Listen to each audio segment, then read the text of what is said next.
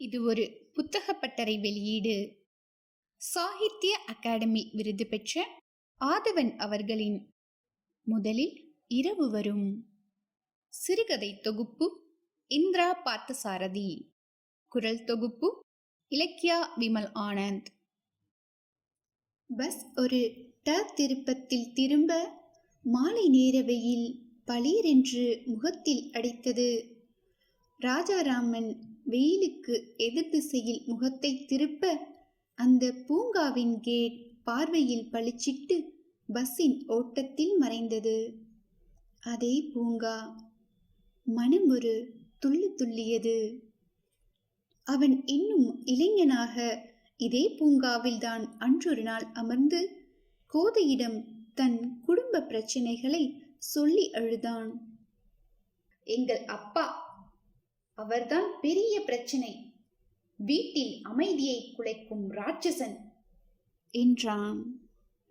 கோதை சிரித்தாள்.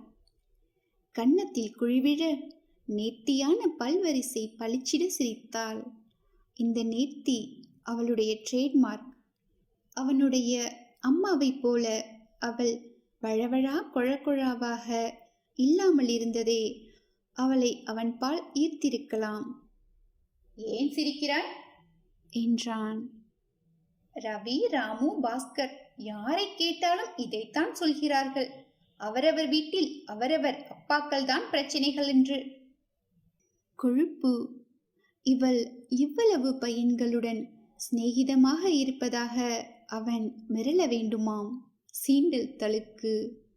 ஆனால் இந்த சீண்டல் தான் அவனுக்கு இப்போதெல்லாம் வேண்டியிருந்தது. அவர்களுடைய அப்பாக்கள் குடியர்களா என்று கேட்டான். இந்த காலத்தில் குடிக்காதவர்கள் யார்?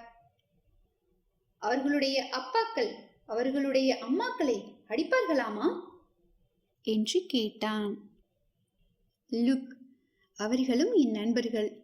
அவர்கள் என்னுடன் சகஜமாக உணர்ந்த வேலைகளில் என்னிடம் கொட்டியதையெல்லாம் எல்லாரிடமும் நான் திரும்ப சொல்வது நாகரிகமில்லை. சகஜமாக உணர்ந்த வேலைகளில் என்றால் புரியவில்லையே. சந்தேக பிராணி என்று அவள் அவன் கை மீது பட்டென்று ஒரு அடி கொடுத்தாள். எல்லாருடனுமே சில சமயங்களிலாவது நாம் சகஜமாக உணர்கிறோம் அல்லவா? நம் அப்பாக்களுடன் கூட. அப்பா. குப்பென்று அவனுக்குள் கோபம் பொங்கியது. என் அப்பாவுடன் நான் எப்போதுமே சகஜமாக உணர்ந்ததில்லை. அதை அவர் ஊக்குவிப்பதும் இல்லை. தன்னை யாராவது நேசிப்பதோ அல்லது தன்னிடம் நேசத்தை எதிர்பார்ப்பதோ அதிக பிரசங்கித்தனம் என்று அவர் நினைப்பது போல் தோன்றுகிறது. அதாவது நேசம் வீழ்ச்சி போல. எனக்கு எப்படி விளக்குவதென்று தெரியவில்லை என்றான். அவ்வகை மனிதர்கள் சிலருடன் எனக்கும் பரிச்சயம் உண்டு என்று அவள் அனுதாபத்துடன் தலையை ஆட்டினாள். அப்படியா? எனக்கென்னவோ என் அப்பா மாதிரி ஒரு மிருகம் வேறு எங்குமே இருக்க முடியாதென்றுதான் தோன்றும். மிருகம் மிருகம். ஓ, எப்படி என் அம்மாவை அடித்து நொறுக்குவார் தெரியுமா? ஆனால் ஃபன்னி. அம்மா அவருடைய வசவுகளையும் முரட்டு பாணிகளையும் உள்ளூர ரசிக்கத்தான் செய்கிறாளோ என்றும் எனக்கு சில சமயங்களில் தோன்றும். அப்படி ரசிக்கிற சில பெண்கள் உண்டுதான். உனக்கு இந்த 18 வயதில் நிறையவே தெரிந்திருக்கிறது என்றான். ஒன்று மட்டும் தெரியாது. என்ன? உன்னை பற்றி என்று அவள் மறுபடி தன் கன்னங்களில் அவனுக்காக குழிப்பறித்தாள். சாரி, உங்களை பற்றி என்று சொல்ல வேண்டும் இல்லை? சீ, வேண்டவே வேண்டாம். நீங்கள் உங்கள் இதெல்லாம் மறுபடியும் என் அப்பாவின் கனிவில்லாத தன்மையையும் என் அம்மாவின் சலிப்பூட்டும் பொறுமையையும் நினைவூட்டுகிறது. நீ நான் என்றே நமக்குள் பேசிக்கொள்ளலாம். அதுதான் நம்மிடையே நெருக்கத்தை பலப்படுத்தும். நீ நீ நீ என்று அவள் அவனுடைய ஒவ்வொரு விரலாக பிடித்து நசுக்கினாள். அவன் விளையாட்டாக அலறினான். ஆம், நேற்றைக்கு நடந்தது போல அந்த மாலை நேரம், அந்த பூங்கா, அவள் முகத்தில் குமிழியிட்ட உல்லாச வெறியெல்லாம் பசுமையாக நினைவு வருகின்றன. கூடவே ஒரு வெறுமையுணர்வு. ஆடும் கூத்தை நாட செய்தாய் என்னை என்று முணுமுணுக்கின்றான். கையை கொஞ்சித் தொடுவாய், ஆனந்த கூத்தாடுவாய், அன்னை என்னை ஆடுங்கூத்தை நாடச் செய்தாய் என்னை. கூத்து, இயக்கம், வாழ்வென்னும் இயக்கம், அவனை சீராக இயங்கச் செய்யும், முழுமையை நோக்கி அழைத்துச் செல்லும் ஒரு அழகிய உந்து சக்தியாக அவளை அன்று கண்டான். அவன் யாசித்த புத்தம் புதிய ஒரு ஆண் பிம்பத்துக்கு உரைக்கல்லாக. ஆனால் அவள் மூலம் அவன் பெற்றது புதுமையின் விளக்கமல்ல, பழமையின் விளக்கம்தான். அதாவது அன்பின் விளக்கம் அல்ல, வெறுப்பின் விளக்கம். அன்புதான் வெறுப்பை புரிந்து கொள்ள உதவுகிறது. வேடிக்கைதான். காப்பி இந்தா என்று அம்மா காப்பி டம்ளரை நீட்ட அவன் கை நீட்டி வாங்கி கொண்டான். திடீரென்று 100 அல்லது 150 வருடங்கள் பின்னோக்கி சென்று விட்டது போல் இருந்தது. அவனுடைய தாத்தா அல்லது கொள்ளு தாத்தா கூடத்தில் ஈசி சேரில் அமர்ந்திருக்க, அவர்களுக்காக காப்பி எடுத்து வரும் பாட்டி அல்லது கொள்ளு பாட்டி பித்தளை டம்ளரில் தான் எடுத்து வந்திருப்பார்கள். அப்போது எவர் சில்வர் கிடையாது. பித்தளை பாத்திரங்களுக்கு டம்ளர், கூஜா, குடம் ஒரு பிரத்யோக வாசனை உண்டு. கண்ணாடி டம்ளருக்கு வாசனை கிடையாது. அதிக விஸ்கியை ஊற்றுகிற வரையில் அப்பாவும் ஒரு கண்ணாடி டம்ளர் போலத்தான். அப்பா வாசனை, அப்பா வாசனை என்று சின்ன வயதில் கூறிக்கொண்டிருப்பான். அதாவது அப்பா அவனை முத்தமிடும்போது அடிக்கும் வாசனை. ரொம்ப நாள் கழித்துதான் அது விஸ்கி வாசனை என்று புரிந்தது. அந்த வாசனையை அம்மாவால் சுமூகமாக ஏற்றுக்கொள்ள முடியாதே. அவர்களிடையே விரிசல் ஏற்பட காரணமாயிருந்திருக்கலாம்.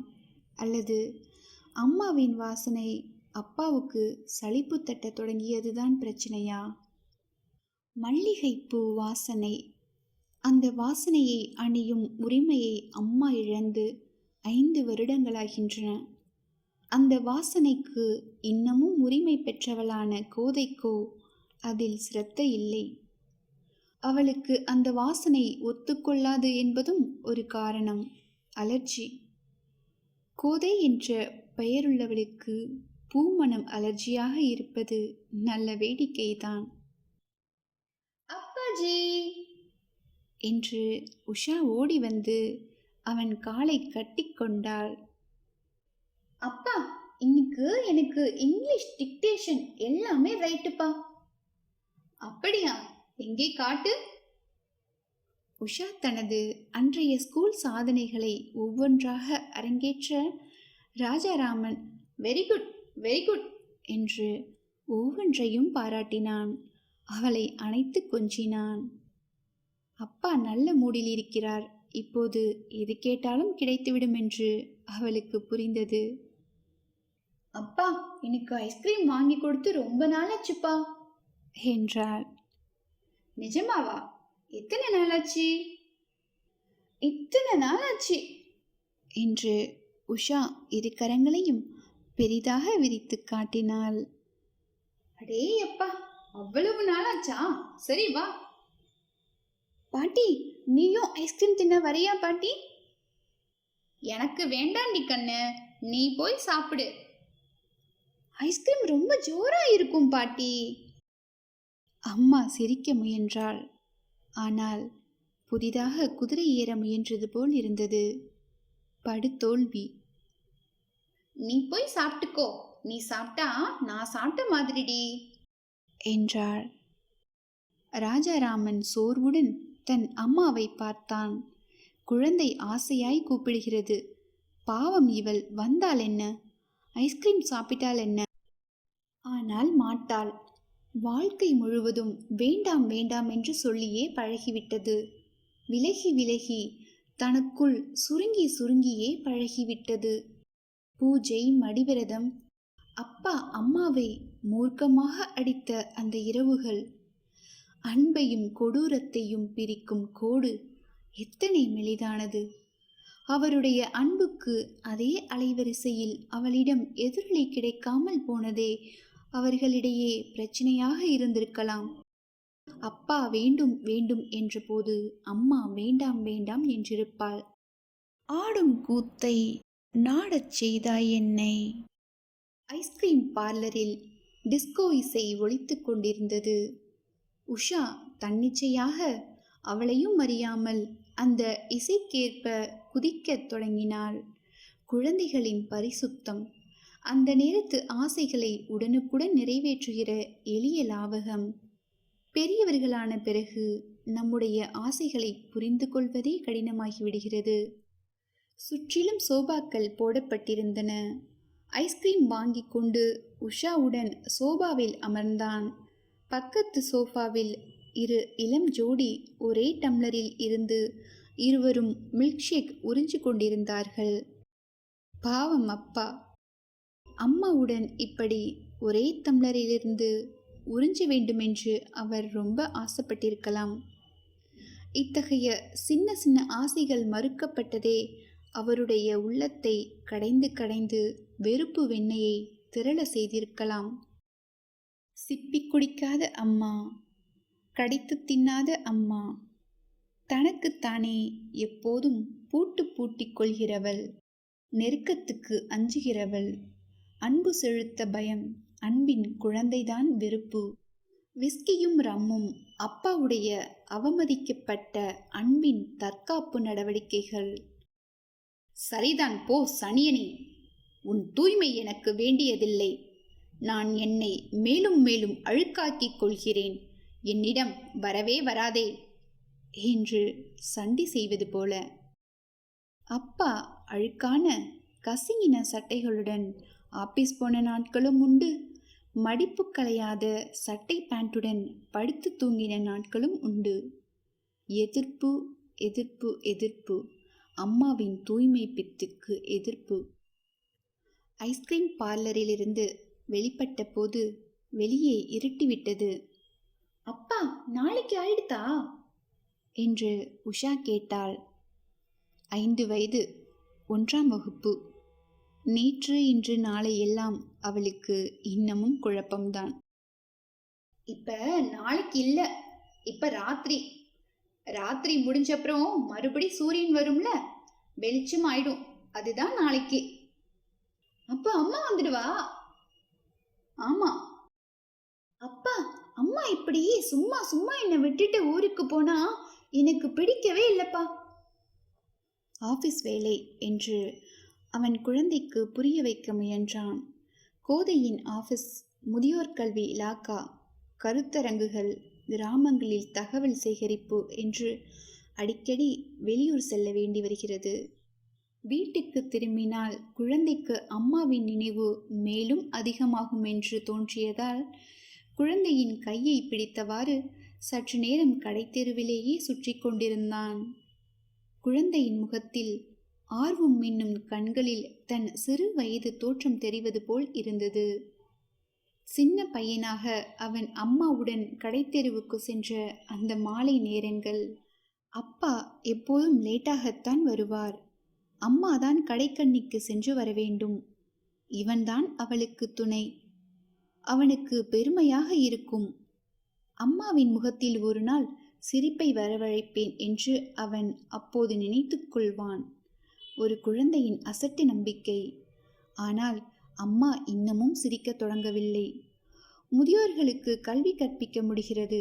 ஆனால் யார் எப்படி அவர்களுக்கு சிரிக்க கற்றுக் கொடுப்பது?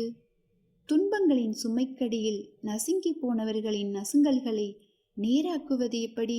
திடீரென்று கோதையின் கடுகடுத்து கொள்ளும் முகம் அவன் நினைவில் எழுந்தது. அவனுடைய அம்மாவின் அசட்டு ஆதாரங்கள், நம்பிக்கைகள் ஆகியவற்றின் உரசலினால் கோதையின் முகத்தில் ஏறும் வெறுப்பின் கோடுகள். மாலையில் பஸ்ஸில் திரும்புகையில் அவன் பார்த்த கோதையின் சிரித்த முகம் இப்போது மறந்து போயிற்று. கோதையின் முகமும் அம்மாவின் முகம் போல வேண்டாம் வேண்டாம் என்று சொல்லுகிற முகமாகிவிட்டதே. இந்த வேண்டாம் இந்த வீட்டின் சுவர்களுக்கிடையில் இறுக்கத்தின் தாயாக, இன்பத்தின் எதிரியாக என்றென்றும் புலாவி வருகிறது. இரவு சாப்பாடு. உஷா, ராஜாராமன், அவன் அம்மா. இன்று கடைசி தடவையாக 3 குழந்தைகள் உட்கார்ந்து சாப்பிடுவதாய் ராஜாராமன் நினைத்து கொண்டான். உஷா நிஜ குழந்தை. அவன் தன் அம்மாவின் குழந்தை. அவனுடைய அம்மா தாவணி அணிவதற்கு முன்பே தாலியில் சிறையான குழந்தை. அந்த குழந்தையை பெரியவளாக்க அப்பா முயல்வதும் அந்த முயற்சியை அம்மா எதிர்ப்பதுமாகவே அவர்களுடைய வாழ்நாள் கழிந்துவிட்டது. இப்போது தாலி இல்லை, சிறை இல்லை, விடுதலை. கிழவியின் முகம், ஆனால் மனதளவில் வெறும் குழந்தை. ராஜாராமனுக்கு அவளை பார்க்க பார்க்க மனதில் இரக்கம் சுரந்தது. பூங்கா, ஐஸ்கிரீம் பார்லர், இந்த கிழவி. நாளைக்கும் தன் மனதில் இந்த இரக்கம் நிலைத்திருக்கும் என்று சொல்வதற்கில்லை. நாளைக்கு கோதை வந்துவிடுவாள். உஷா தூங்குவது வரையில் ராஜாராமன் காத்திருந்தான். பிறகு அம்மாவிடம் சென்றான். அம்மா என்று கூப்பிட்டான். சமையலறைக்குள்ளிருந்த அம்மா அவனை திரும்பி பார்த்தாள். கண்களில் அதே சோகம். அந்த சோகம் பரிசுத்தமானதாக தோன்றியது. உலகம் தொடங்கிய நாள் முதல் நிலவி வந்துள்ளதும் என்றென்றும் நிலைத்திருக்கப் போவதுமான ஒரு சோகமாக தோன்றியது. அம்மா என்று தேம்பியவாறு ராஜாராமன் அம்மாவை அணைத்து கொண்டான். அவனுடைய அம்மா எந்தவித எதிர்ப்புமின்றி அவனுடைய அணைப்பினுள் புதைந்து கிடந்தாள். அப்பா, நீயும் அழுதிருக்க வேண்டும், இலகியிருக்க வேண்டும், குழந்தையாக மாறியிருக்க வேண்டும் ஒரு நாளாவது. இப்போது ராத்திரி என்று குழந்தைக்கு சொல்லுவது போல ராஜாராமன் தனக்குத்தானே சொல்லிக்கொண்டான். ராத்திரி முடிஞ்சப்புறம் மறுபடி சூரியன் வரும், வெளிச்சமா ஆயிடும். அதுதான் நாளைக்கு. முற்றும்.